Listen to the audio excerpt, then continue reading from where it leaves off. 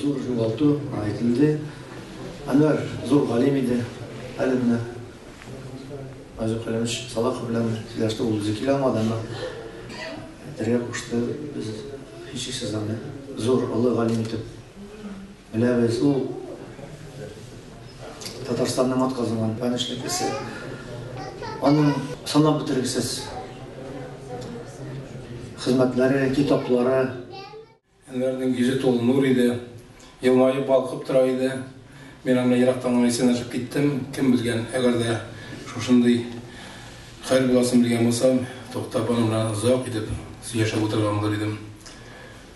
Чөнки аның белән менә айлык аңлашып эшләйм, бер сөйләшү, бер утыру үзе бер гомер иде. Шулар инде бик күп тәннән белән, без белән бик күп сәяхәтләргә дә йөрдек. Ягем дигән борынгы галим көндез чырак кабызып урам буйлап йөри. Нишләп йөрисең дигәч, кеше эзлим дип әйткән.